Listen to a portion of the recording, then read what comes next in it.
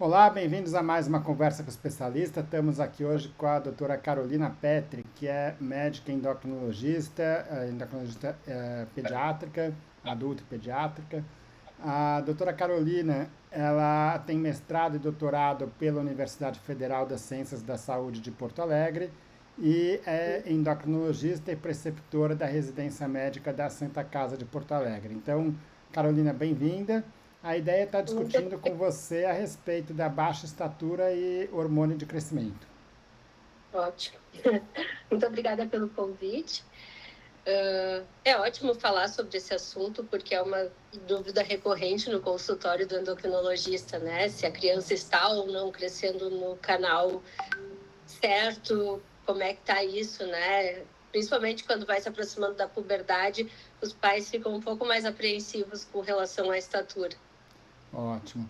E essa questão da estatura é uma coisa que as pessoas têm ideias muito erradas, né? Do tipo. E a endocrinologia, de modo geral, né? A gente trabalha com a parte esportiva, toma testosterona que vai crescer de tamanho, toma o Isso. GH que vai crescer, vai ficar maior, né? E nem sempre é assim, né? Quer dizer, a gente sabe que Uhum. o GH é um ótimo tratamento quando existe indicação, que nem sempre a baixa estatura vai responder a isso. Quando é indicado, mal indicado, ela não vai fazer crescer e vai trazer É. efeitos colaterais, né? Uhum.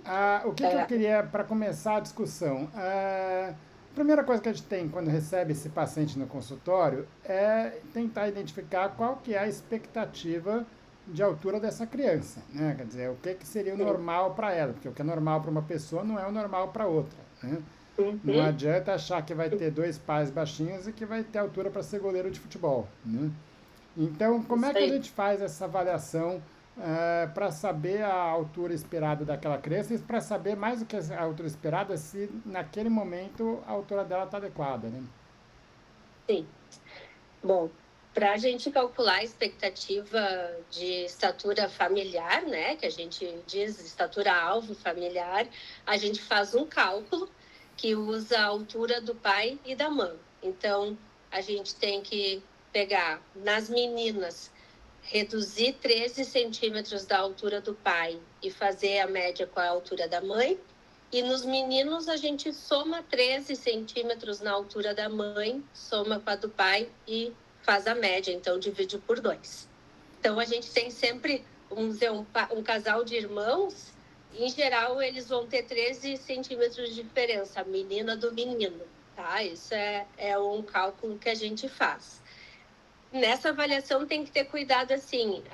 O pai, por exemplo, tem 1,60, que é uma altura baixa para homens.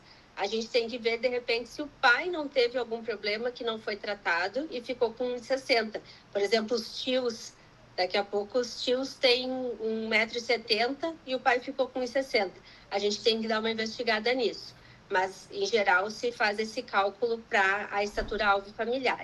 E aí a gente tem que pegar a altura atual da criança e usar aquelas curvas que a gente tem na carteirinha, né? Ou então tem umas que são avulsas, e colocar naquela curva para saber se a criança está numa estatura normal ou não e se está dentro da expectativa familiar.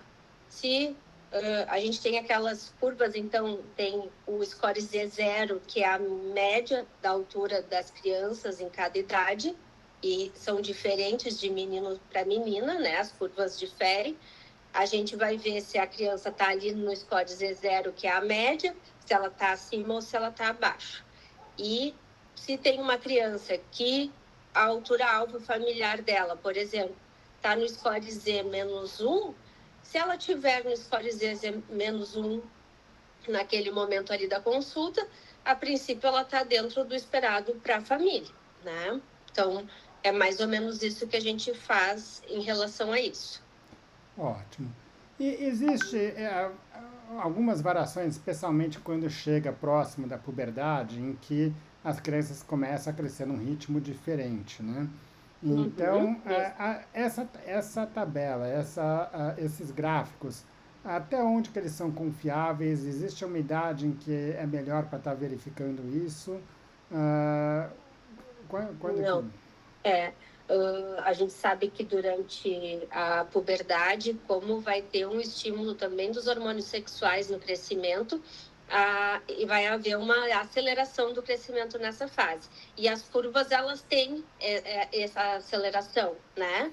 Então, ali nas idades que são próprias da puberdade, em geral, a curva apresenta uma subida mais íngreme, que é o estirão da puberdade. Então, as curvas, tanto faz de menino ou menina, tem isso já previsto. Ótimo, mas uma pessoa ela pode ter uma puberdade talvez um pouco mais tardia do que a média, e aí ela vai ficar. Uhum, E aí o pai sim, leva lá e fala: olha, todas as crianças estão grandes, mas ela está pequena. Né? sim. Aí a gente tem uma das causas de baixa estatura, que é o atraso constitucional. Normalmente, esses casos têm história familiar positiva. Por exemplo, a mãe que menstruou com mais de 14 anos, o pai que até o primeiro ano do ensino médio era pequeno e aí teve uma puberdade e foi, né? E acabou crescendo e chegando numa estatura normal. Então, quando a gente tem uma criança com uma baixa estatura, um ossinho um pouco atrasado e tem história familiar positiva para atraso constitucional, muito provável que ele tenha esse atraso, né? E para os meninos que acabam tendo um pouco mais de ansiedade em relação a isso, que normalmente as meninas entram na puberdade antes. Então, as coleguinhas de sala de aula já cresceram, né? Quando o menino começa a se preocupar com isso. E aí, a puberdade dos meninos ela pode acontecer dos 9 aos 14 anos. Então, tem uns que vão iniciar com 9 e vão ter uns que vão chegar aos 12, 13 anos ainda sem puberdade. E aí, nessa fase, fica muito diferente, várias estaturas na aula, e os mais baixinhos acabam se preocupando mais, né? Então, acontece. Ótimo. Bom, então a gente já viu aqui duas causas, né, para essa baixa estatura, que Uhum. são causas normais e que não precisam de tratamento. Uma que Isso. é a baixa É. estatura familiar, então ela de fato ela é baixa, ela está muito abaixo da média, mas é o que se Uhum. espera para ela, né? Uma Isso. outra situação em que ela simplesmente está com atraso na puberdade, ou às vezes não é nem um atraso, mas quer dizer, ela está no limite mais tardio da puberdade, e que Isso. em um momento ela vai crescer, às vezes crescer até mais do que os outros, porque teve um período aí a mais de crescimento. Né? Isso aí. Aí tem uma Uhum. outra situação em que ela pode até estar dentro do esperado para ela nos gráficos, mas onde você começa a perceber uma mudança no padrão dela dentro desse gráfico. Então ela tinha um padrão e de repente ela começa a cair naquele percentil. Ela estava no percentil Uhum. 50 e começa a ficar mais para baixo. Isso. Isso gera preocupação? O que que você faz? O que que tem que fazer nessas horas? Se a gente está avaliando uma criança que tem uma desaceleração do crescimento, ali entre a partir dos 4 anos, mais ou menos, até a puberdade, a gente espera que a criança cresça entre 4 e 6 centímetros por ano, né? Se ele começou a crescer 3 centímetros, 2 centímetros, isso já é um sinal de alerta. Então, a gente começa a pensar na possibilidade de deficiência de GH, tá? Isso se a criança não está com uma outra doença, né? Uma criança que está com algum problema, por exemplo, renal, bom, ele tem uma causa orgânica para estar com uma restrição de crescimento, e aí a gente não pensa em deficiência de H. Mas uma criança que está aparentemente saudável, que não tem outras doenças, a gente pensa que pode ser uma deficiência de GH, sim. Ótimo, então vamos lá. A gente primeiro descartou duas condições, que é a baixa estatura familiar ou um atraso na puberdade. Né? Isso. Aí a gente identifica que aquela criança ela pode até estar dentro do normal, do que se espera dela, mas que ela está caindo naquele gráfico. Aí a gente vai pensar na deficiência de GH ou alguma Uhum. outra causa secundária. Né? Você falou Sim. aí de uma doença renal, por exemplo, que é uma dessas causas. Né? Que Uhum. outras condições que comumente vão levar para baixa estatura? A gente pode ter distúrbios do cálcio, né? Então, alguns que, quando a gente está avaliando essas crianças, a gente tem que solicitar o perfil do metabolismo do cálcio. Então, cálcio, fósforo, fosfatase alcalina, PTH, vitamina D. A gente tem que descartar tá uma anemia, então hemograma, perfil do ferro, a gente tem que ver se o fígado está funcionando bem, então faz exames para isso, função do rim, a gente pode pensar em doença celíaca, que é aquela é um problema com a digestão do glúten, né? Doença celíaca é uma causa de baixa estatura, a gente tem que fazer exames para isso. Primeiro os de sangue, se derem positivos, daí endoscopia. A gente vai fazer de vírus, por exemplo, um HIV, às vezes que não está, né? Que foi uma transmissão pela mãe ou pelo leite, alguma coisa assim. A gente pode ter uma baixa estatura.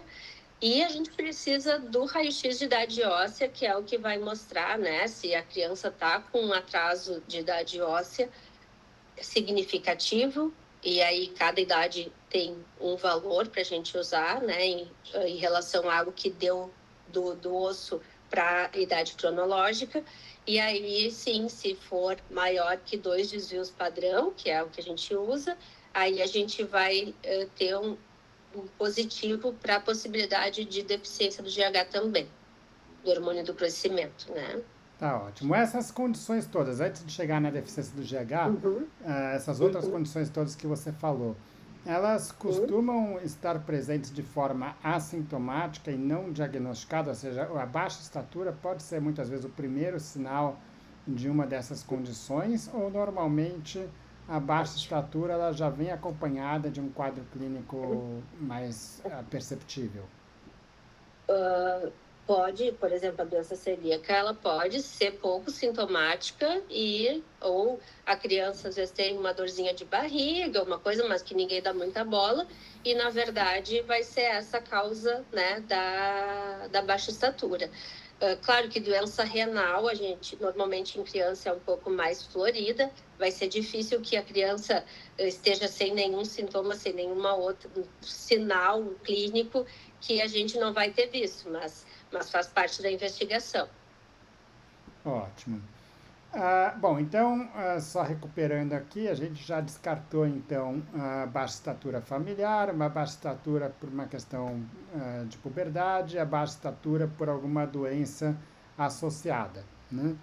E aí Uhum. você vai ficar basicamente com duas condições que pode levar à baixa estatura, que é a baixa estatura idiopática, ou seja, aquela que não tem uma causa identificada, então ela não tem deficiência de GH e também não tem nenhuma outra causa identificada, da Uhum. deficiência do GH propriamente dita, né? Isso. Como é que faz essa diferenciação? Uhum. A gente vai primeiro dosar a IGF-1 no sangue e às 8 horas da manhã, normal. Se ele vier baixo ou o baixo em relação ao período de puberdade que a criança está, a gente vai pensar em fazer algum teste de estímulo, né? Então, Tá, porque só para entender, o IGF-1, o que, que seria exatamente esse teste? o IGF-1 ele é um hormônio que está no sangue e ele é o resultado do GH quando o GH é metabolizado no fígado. Então, o IGF-1 ele acaba sendo a forma ativa, a parte que faz o serviço realmente de induzir o crescimento, né? Então, quando a gente está em fase de crescimento ainda, a gente tem nos ossos longos uma área que é uma cartilagem que vai sendo ossificada. E esse GF1 ele age ali nessa cartilagem para que a gente tenha o crescimento. Então, primeiro a gente dosa o IGF-1 para ter ideia de como que ele está. Em crianças muito pequenas, a gente pode fazer a dosagem do IGF-BP3, que é outro metabólito, que é aí em crianças muito pequenas o IGF-1 não é tão fidedigno, mas, às vezes, a gente tem pacientes que têm um IGF-1 normal, se ele está com uma baixa velocidade de crescimento, se ele tem uma baixa estatura real, assim, ele está abaixo do canal familiar ou naquelas curvas, ele está abaixo do score Z-2. E tem uma idade óssea atrasada, a gente acaba, ainda assim, mesmo com o IGF-1 normal, a gente vai pedir o teste de estímulo do hormônio do crescimento. Tá, então vamos lá. Se o IGF-1 está baixo, isso significa Que tem tem que provavelmente tem pouco GH circulando. tem pouco GH circulando. Se o IGF está normal, aí ele, vamos dizer, menos, Pode ser normal. mas isso também não confirma que seja normal, né? Quer dizer, então, Isso. para que ajuda, de que forma que vai ajudar esse teste de IGF-1? Porque, vamos lá, se ele está baixo, Ele é uma triagem que a gente faz por ele estar mais acessível, por não precisar de nenhuma medicação, né? E aí, se tu tem uma criança que não tem um atraso de idade óssea significativo, que está meio no limite da estatura e um IGF-1 bem normal, tá bem, né? A gente vai seguir acompanhando ela. Se já vem um IGF-1 mais baixo, bom, aí a gente vai seguir a investigação para deficiência do hormônio de crescimento. tá. E a própria dosagem do GH? Não, a gente não dosa o GH basal, né? A gente vai dosar o GH depois de fazer alguma medicação que normalmente estimule o GH a ser secretado.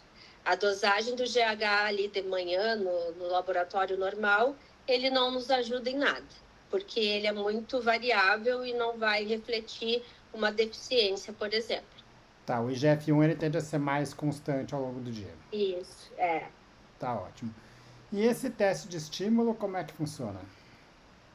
A gente normalmente pede, por primeiro, que a gente dá uma medicação chamada clonidina. É uma medicação que normalmente é antihipertensiva, então pacientes que têm pressão alta usam essa medicação, mas lá onde a gente tem a secreção do hormônio de crescimento, a clonidina faz com que aumente a secreção. E aí a gente consegue dosar no sangue a cada 30 minutos, se faz uma curva, então, do hormônio de crescimento, e a gente espera que ele suba acima de 10, ou pelo menos acima de 5 depois da clonidina, em qualquer um desses tempos. E aí, se subir, é porque a gente não tem deficiência. Se não subir, a gente pode ter deficiência e a gente vai precisar de mais um teste para confirmar. Tá.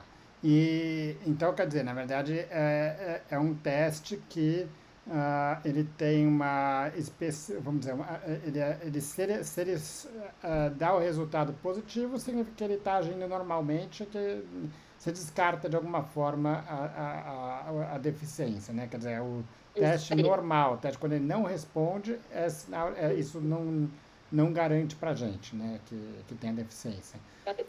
Tá.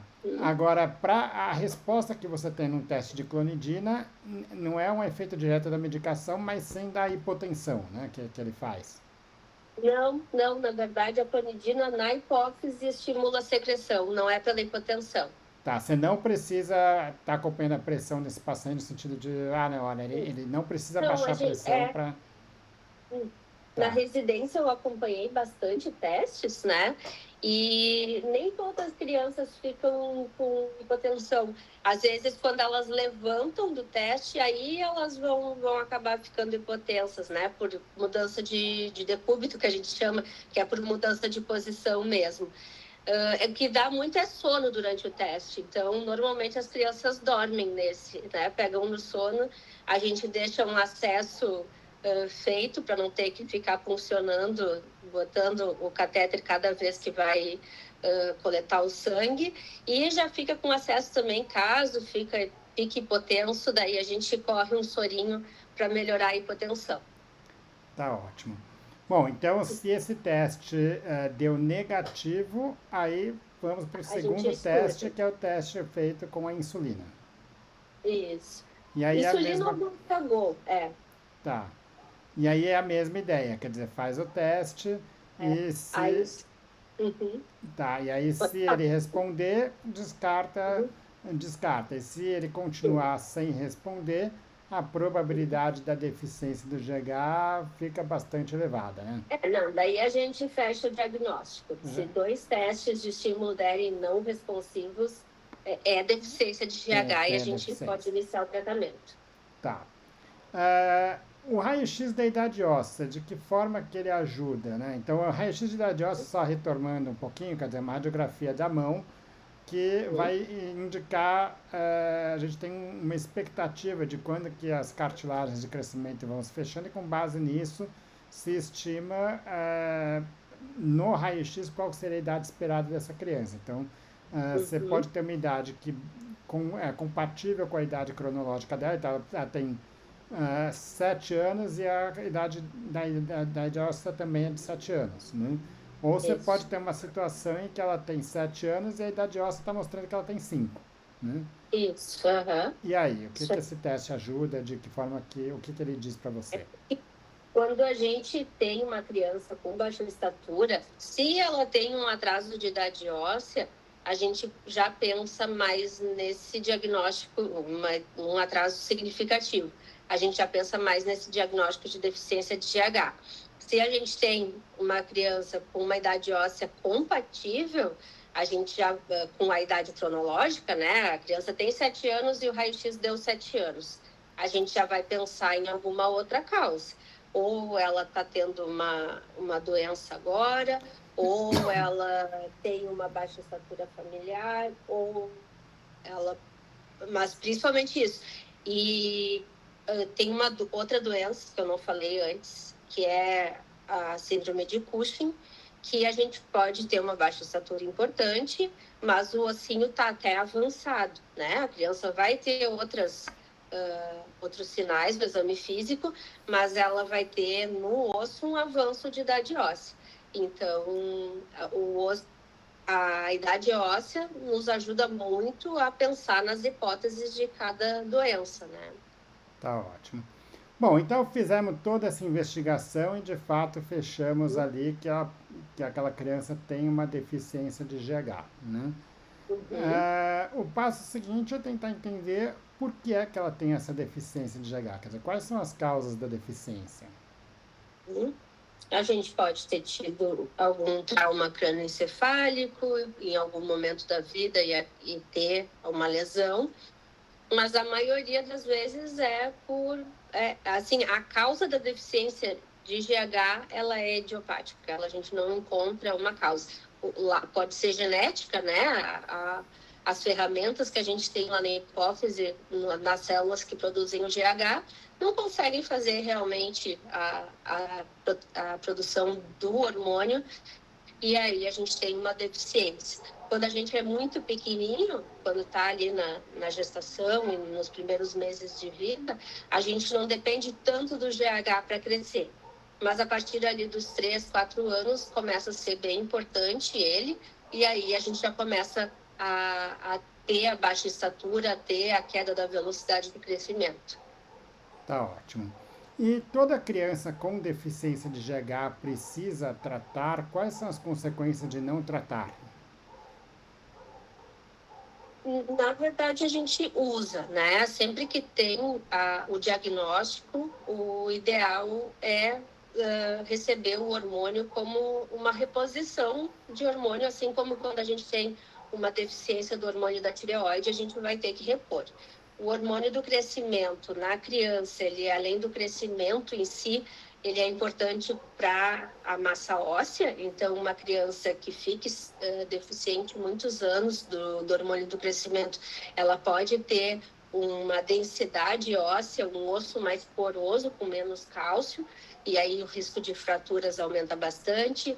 A gente tem uma mudança na composição corporal, então a criança vai acumular mais gordura, a gente pode ter alteração de colesterol, triglicerídeos, por causa da deficiência também, né? Em adultos, a gente tem, inclusive, um aumento de risco cardiovascular pela deficiência. Então, não tratar não é o ideal, né? Tá. O que a gente pode às vezes, quando já chegou numa estatura ali na adolescência que está ok, que a criança já se sente bem, a gente pode fazer a transição para um tratamento um pouco diferente. Mas na infância é importante tratar. Tá ótimo. E como é que é feito esse tratamento? A gente hoje usa somatropina em doses diárias, né? Tá? para chegando à dose semanal, mas ainda a gente não tem muita experiência nisso. Então, é uma medicação que é de aplicação subcutânea, assim como a insulina nos pacientes diabéticos, e é diária. E aí a gente vai fazer um cálculo com base no peso do paciente para fazer a reposição desse hormônio todos os dias, né? Normalmente à noite que a gente pede para aplicar. Legal. E tem algum efeito colateral? A gente pede para ter cuidado, lembrando que é um hormônio que faz as coisas crescerem, né? O principal é o osso, mas pode aumentar algumas outras coisas. Então, a gente pede para observar as amígdalas, que a criança não roncava, começou a roncar depois de estar usando o hormônio. Pode estar fazendo um aumento das amígdalas e, às vezes, isso obstruir.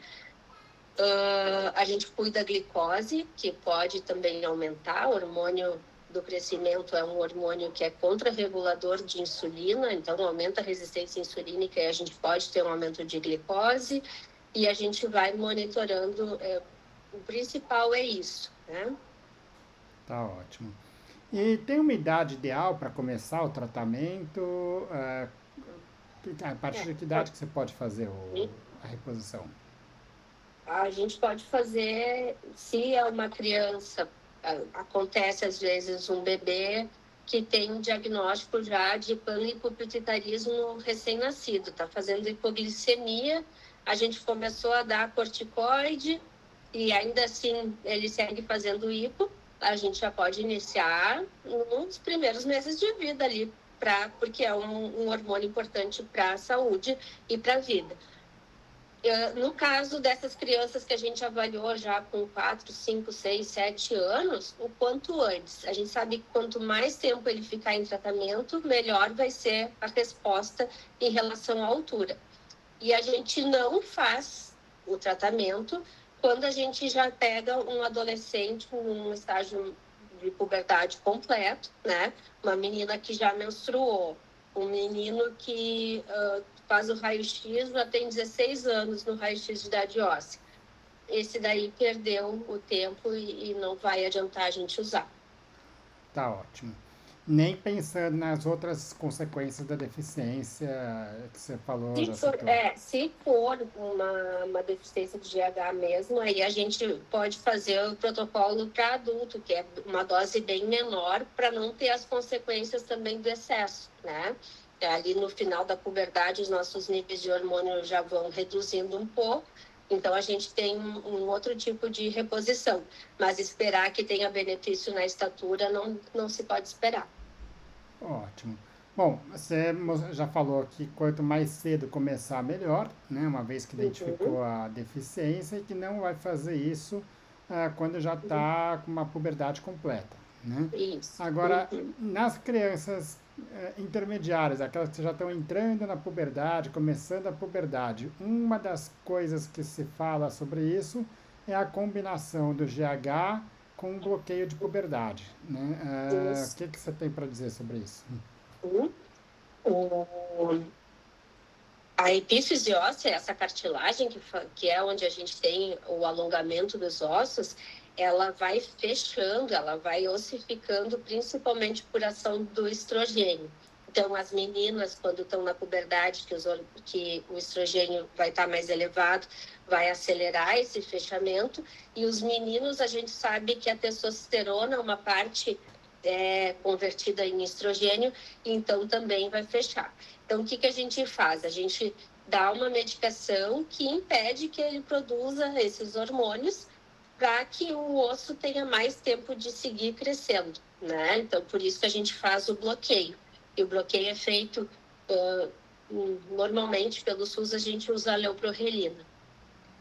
Legal. Então, durante o início desse tratamento, aquela criança ela vai ficar até mais para trás do que as outras, porque ela vai crescer, ela vai continuar crescendo num ritmo de criança, não de adolescente, né? Isso, Mas ela vai crescer, na hora que parar esse tratamento, ela vai ter um crescimento e vai ter aquele ano a mais que ela teve ali, eventualmente, 1 ano, 2 anos de crescimento e ajuda a corrigir esse déficit, né? Isso aí. Tá ótimo. E até quando que é feito o tratamento? Quando que é a hora de você parar com o GH ou você vai usar pro resto da vida? Como é que é? A gente usa um dos critérios é o raio-x, né, da idade óssea. Então, quando a gente olha ali e o ossinho já está quase fechado, a epífise, aquele no raio-x, o osso é branco e o espacinho da cartilagem é pretinho. Então, quando a gente quase não tem mais o espaço da cartilagem, né, em geral, 16 para 17 anos, ou quando a criança não cresce pelo menos 2 centímetros no ano com o tratamento. Então, tá usando o hormônio e cresceu só 2 centímetros, provavelmente não vai ser mais muito benéfico manter a dose alta para estimular esse crescimento. Tá ótimo. Então, vamos dizer, não é um tratamento para a vida toda, é um tratamento que a hora Não, que parou de ter essa função de crescimento, você para de usar o GH. isso aí. Tá. E aí, por fim, pensando no tratamento da baixa estatura idiopática ou até mesmo a constitucional, né? O GH, nesses casos, ele tem um GH normal, então ele não vai fazer um efeito de, vamos dizer, estimular um crescimento maior. Você vai usar e ele já tinha aquele estímulo e não vai continuar, não vai crescer mais do que ele cresceria de outra forma, né? Isso aí. Existe alguma forma de intervenção? Quer dizer, primeiro na idiopática, que é o que se discute eventualmente, sim, numa baixa estatura idiopática mais importante, se o GH faria algum efeito. Não sei o que você tem para dizer sobre isso. Os estudos mostram um aumento de estatura do previsto, assim, em torno de 4 centímetros nos pacientes que são idiopáticos. Então, eu, às vezes, costumo falar assim, é a sola de um tênis, né? É tu pensar em usar o hormônio em excesso e deixar os níveis no limite superior ou até estourando um pouco, que aí tu vai ter realmente risco. Lembrando que o deficiente está fazendo reposição, né? A gente está só repondo o hormônio que está faltando. Sim. É diferente de uma pessoa que tem um hormônio normal e aí tá usando uma sobredose, tá ficando com os hormônios acima do normal.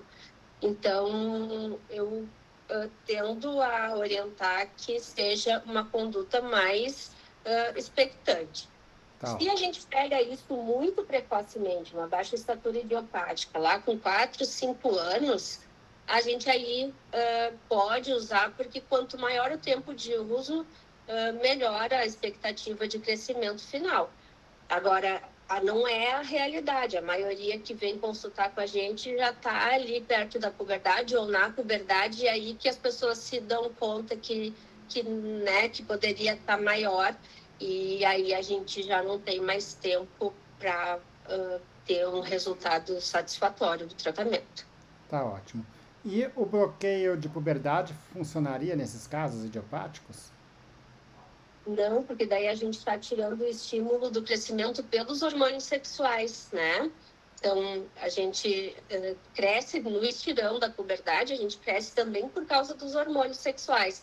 Se a gente bloqueia, pode ser que a gente tire esse estímulo e depois, quando desbloqueie, não vai fazer o estirão como faria antes, né? O estirão acaba sendo mais curto o tempo. Em vez de crescer 2 anos acelerado, vai crescer ali alguns meses acelerado e vai fechar. Então, a gente não indica fazer o bloqueio sem fazer a reposição do hormônio. Tá, entendi. Legal, Carolina. Eu acho que deu para entender bem toda a investigação da baixa estatura e principalmente entender que o GH não é a regra para baixa estatura, né? Então, quando bem indicado, que realmente tem um papel relevante, mas que nem sempre é assim, né? Queria te agradecer mais uma vez a disponibilidade aqui, Carolina. Imagina a disposição para tirar as dúvidas. Obrigado mais uma vez. Nada.